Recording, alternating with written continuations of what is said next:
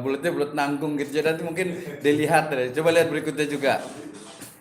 Nah, ini juga ada jadi kaku gitu ya. Kalau mau lurus, lurus sekalian gitu. Jadi sebenarnya udah bagus sih gitu. Cuman kayaknya nggak enak aja dilihat gitu. Jadi kok kayak miring-miring begini gitu ya. Itulah perbedaan cara pandang. Iya. Jadi tapi kan ada standarnya gitu. Ah, ini juga nih, ini lebih nggak bisa dibaca lagi nih.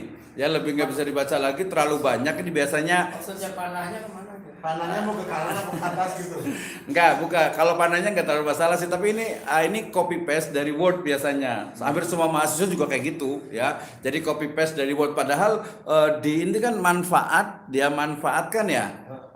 Apa tujuan dengan manfaat? Secara praktis. Ya, ya manfaatkan teoritis dengan praktis. Jadi dibuat bulatan dua atau mungkin kiri kanan. Jadi biar ini dibaca enak gitu. Nah, terus ngambil yang di tengahnya ini kan yang apa sih contoh site atau apa gitu itu kan memang dari backgroundnya. Jadi nanti pilih cari background yang simple tapi dilihatnya itu enak gitu. Oke, next satu lagi deh untuk iniannya.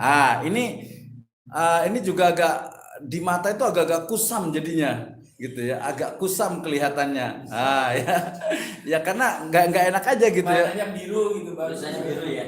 Warnanya ganti warna yang cerah gitu. Ya nanti ini biasa mahasiswa biasa S1 juga S2 itu kalau di presentasi itu saya protes juga, gradasi warna itu penting. Jadi seni ketika orang melihat, wih ternyata keren loh ininya gitu. Kalau sekarang bisa di Canva tuh biasa. Jadi ini agak sedikit kurang pas aja gitu. Bab 1, bab 2, bab 3. Nah, termasuk nih di bab 2-nya kalau perlu ini bikin bab 1, bab 2, bab 3 baru nanti di slide berikutnya itu bab 1 bahas ini, bab 2 bahas ini, bab 3 bahas ini gitu. Jadi dia lebih detail. Lebih detail dalam artian itu ternyata bab 2 itu merupakan tinjauan teoritis, jangan begitu. Bab 2 langsung depannya aja mau kan ini kan proposal. Jadi mau bahasnya tentang apa nih? Oke, berarti bab 2 ini saya akan bahas pertama tentang ya mungkin bisa lah mungkin dari ekonomi syariah itu seperti apa, al-hisbah itu seperti apa, biografinya Ibnu Taimiyah itu seperti apa, bisa di situ kerangka literatur review sama itu. Jadi dia poin-poin gitu ya, jangan dibuat satu ini seperti ini. Nah, bab 3 metodologi penelitian tadi yang belum dibahas tadi sebenarnya justru yang paling kuat harusnya di situ, di metode penelitian. Mungkin tadi karena waktunya terbatas gitu ya. Oke, ini dari sisi performance slide ini nanti tinggal diperbaiki dikit-dikit aja gitu ya. Tapi ke depan kan nanti dari sini coba kita lanjut lagi terus. Sistematika penulisan, kerangka kategori ya yang ada putih di tengahnya itu juga agak mengganggu itu karena ketutupan itu. Ya, ini agak mending nih putih dengan ini backgroundnya itu agak gelap. Tapi kalau dibuat yang 3D, dia buat agak mengkilap gitu biar agak bagus. Mungkin lebih menaik kerangka teori juga digeser ke sana sedikit, dia agak lebih besar karena dia title kan, judul gitu ya. Next berikutnya kita lihat lagi. Nah ini juga terlalu banyak gitu ya. Padahal kita sebutkan orangnya saja, kemudian detailnya kita yang explain. Kita yang jelaskan gitu nanti akan lebih bagus gitu. Jangan, ini banyak banget bingung nanti orangnya ininya. Terus nanti tadi berdasarkan urutan tahunnya sudah. Terus next. Kerangka pemikiran, kalau kayak gini saya agak seneng lah lumayan ya. Cuman dia jadi agak kosong gitu, jarang. Ujung sini ada gambarnya dikit gitu harus itu. Ada seninya apa gitu kan biar kelihatan. Terus tadi ya bundernya itu, elipsnya itu kayak nggak ada seninya gitu, kosong banget gitu kan. Ibnu Taimiyah bidang ekonomi sosial masyarakat, hisbah, institusi hisbah di Indonesia. Nah tadi saya bukan institusi hisbah, tapi nanti nyebutnya itu lembaga ekonomi. Kalau begitu mah bukan kurang, kita habis semua. Ya lembaga ekonomi, jadi bukan institusi hisbah karena institusi hisbah di Indonesia ya tidak ada. Yang ada itu ya lembaga ekonomi. Gitu oke. Nggak apa-apa ini kan karena jauh sekalian. Lanjut. Nah jenis penelitian adalah library research. Jadi langsung saja library research ini agak mending nih, agak kelihatan gitu ya. Menggunakan multi approach. Ini satu library research, satu approach. Ini yang paling penting harus diulang-ulang terus nih. Oke, penelitian adalah library research. Tapi library research-nya itu adalah yang ada di yang awalnya. Nanti sebenarnya tadi betul yang kedua itu dia menggunakan multi approach ya. Nah, ada heuristiknya, ada studi biografinya, ada interpretatif. Sebenarnya bukan studi biografi tapi studi pemikiran. Bukan biografinya, biografi mah orang juga udah tahu gitu ya. Kecuali kalau mau kritik biografi, itu baru ke biografinya. Tapi itu kan nggak fokus. Iya, atau kurang biasa itu. Itu jempolnya yang salah itu kayaknya. Biografi bukan tiga.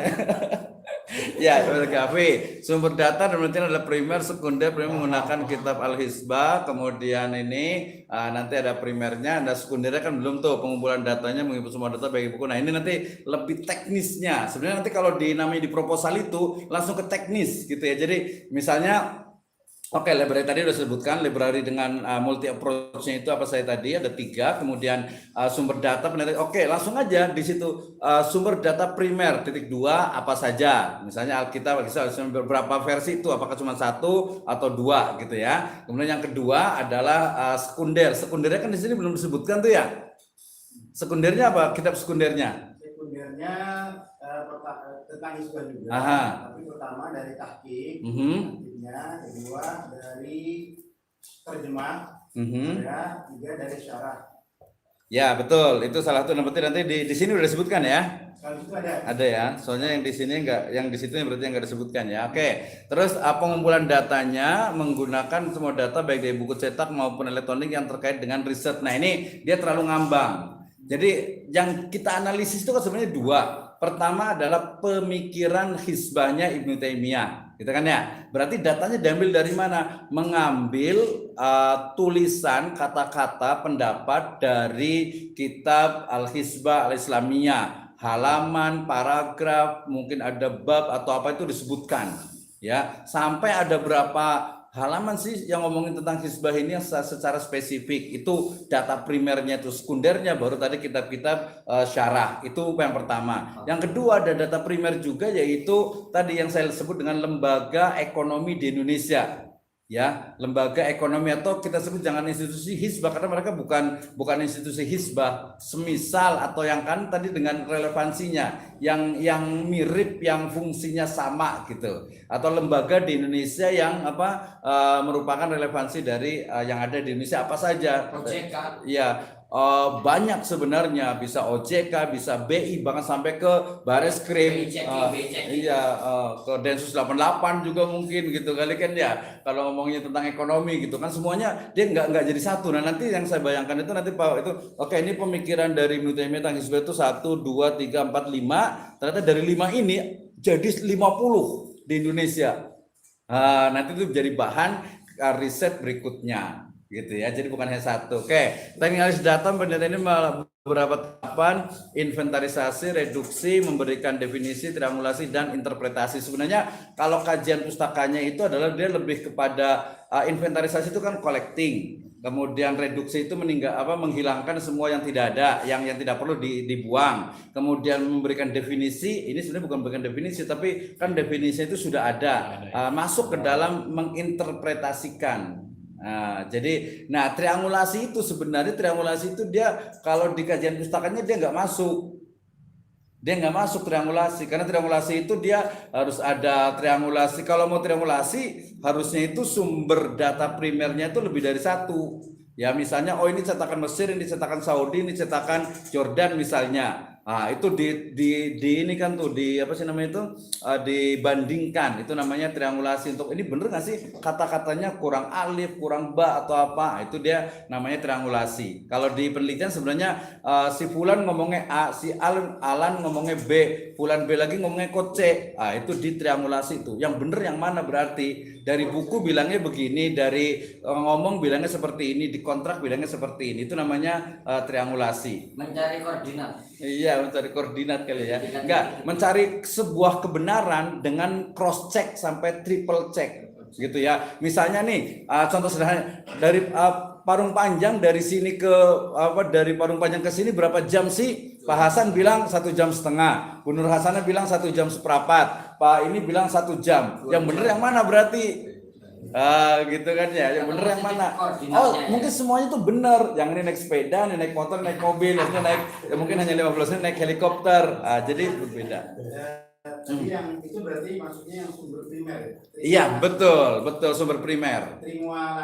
Triangulasi. Tri itu 3. Angulasi itu sudut pandang, angle. Triangulasi. Salah tulis berarti ya. Di situ tulisnya salah ya? Salah tulisannya triangulasi. Harusnya triangulasi. Iya. Triangulasi itu. Ya biasa jempol itu. triangulasi. Triangulasi. Kurang terang aja itu. Enggak, bukan kurang Tukerannya ya. Ada di ke depan itu. Oh iya, ada ke depan trik A. Jadi sebetulnya kalau yang ini kan saya buatnya itu dahulu gitu ya, dan juga menyesuaikan tempat. Kalau di yang versi cetak itu untuk sumber primer itu saya sebetulnya ada 3. Pertama yang cetakan Mesir, kedua cetakan yang Beirut, Darul Kutub Alamiah, Darul Kutub Timur, kemudian satu lagi dari ini cetakan Amerikan. Itu ya. Dan apa yang dihimpun di Majmu'ul Fatawanya. Situ ada sebetulnya Pak. Ya betul di halaman 95 ya. Halaman 95 betul. Nah, karena keterbatasan tempat, jadi ini tidak ada semua. Ya oke, nggak apa-apa. Nanti yang paling penting sebenarnya di penelitian ini teknik analisis data ya. Karena biasanya yang paling banyak itu adalah kalau orang-orang kualitatif itu nanti dianggap ini nggak ilmiah apa ngambilnya gitu kan. Jadi yang disebut dengan ilmiah itu adalah ketika dia memang apa ya? Jadi datanya itu pertama kalau di kuantitatif itu valid ya. Kalau mamanya di kualitatif apa namanya? Kalau untuk data ini kalau itu valid artinya itu qot'i lah gitu. Jadi datanya itu benar memang gitu. Sahih gitu ya. Betul-betul sahih gitu ya. Jadi ketika ngomong tentang al-hisbah menurut Ibnu Taimiyah itu di kitab ini halaman sekian di baris sekian gitu ya. Ngomonginnya itu tentang ini gitu ya. Dan ini datanya itu betul memang valid memang seperti itu. Nanti ditambah lagi dengan data sekunder. Oh ternyata pensyarah yang lain ada pensyarah juga mengatakan seperti ini juga. Gitu ya. Ini dari sisi penelitian. Nanti banyak lagi. Oke. Oh masih banyak banget nih sebenarnya nih ya. Nah termasuk yang kedua. Tadi kan yang pertama performance dengan ini. Yang kedua itu adalah dari sisi penulisan. Nanti tinggal diperbaiki saja. Ya pertama dari mulai halaman itu di halaman depan. Kalau bab itu di bawah. Kalau yang selanjutnya itu di kanan atas. Ini kanan atau kiri? Kalau kita bilang ya kanan atas gitu ya. Kemudian jangan lupa penulisan bahasa Inggris atau bahasa Arab itu dia miring ya, miring. Kemudian Islam I-nya itu besar, jangan lupa ya. Stop kalau pakai CK berarti miring, kalau pakai K berarti ya biasa. Ada hand sanitizer juga. Kemudian ada COVID-19 itu dipastikan tulisannya itu yang baku itu seperti apa? Apakah C-nya besar baru ada strip gitu atau C-nya kecil? Nah, itu penting juga. Kemudian Indonesia I-nya besar juga. Ya, kemudian juga pelangga kurang N ini halaman 9. National Logistic Ecosystem itu italic, non physical itu juga sama. Halaman 10 nanti kurang ditarik ke atas ya. Kalau mau ngikutin ini nanti kalau kayak Pak Bukhari biasanya terjemahan Al-Qur'an, kemudian hadis, kemudian kutipan langsung yang lebih dari 3 halaman itu menjorok ke dalam dengan spasi 1. Dan miring. Dan ya ada kalau miring juga kalau yang ayat Al-Qur'an ya.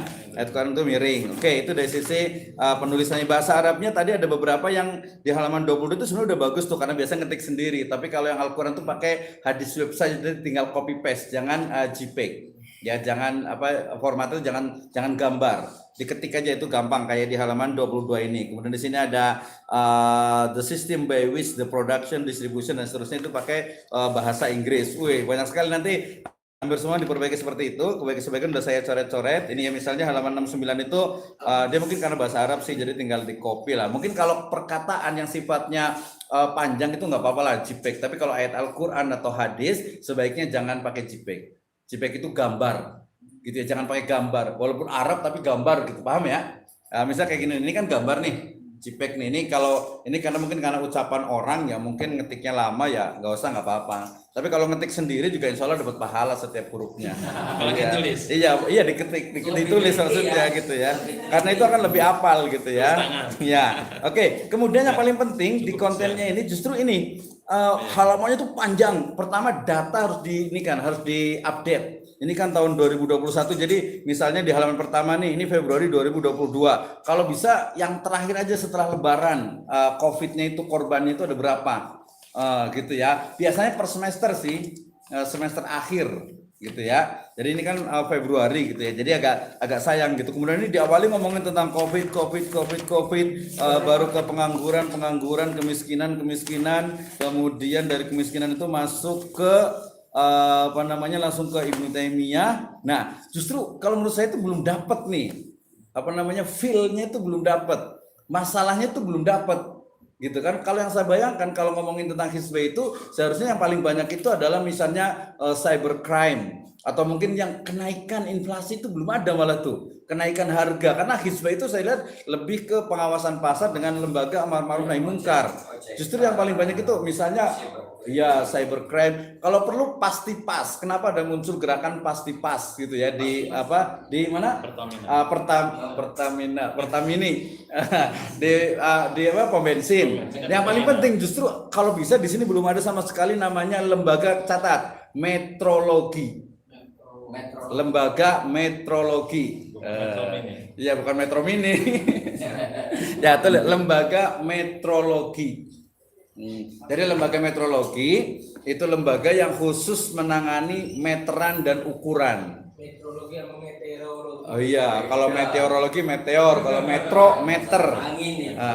Jadi nanti masing-masing misalnya bensin di pom bensin itu dianggap pas ketika dia kan ada alatnya tuh, alat ukurnya. Kemudian ada timbangan yang jembatan timbang tuh. Itu metro sampai ke emas, ukuran emas itu diawasi di Indonesia ini atau di Badan Metrologi bukan lembaga ya, Badan Metrologi. Nah, ini justru yang arahnya itu ke hizb itu di situ malah. Pada dia itu dikumpulin yang di kampung kan timbang setiap tahun dikumpulin. Nah, itu. Divalidasi lagi. Iya, divalidasi pakai metrologi. Kita sebut dengar ya. Di recycle gitu ya. Enggak dipasi dengan hasilnya gitu. Divalidasi. Kan ada yang sekilo tahu-tahu cuma 19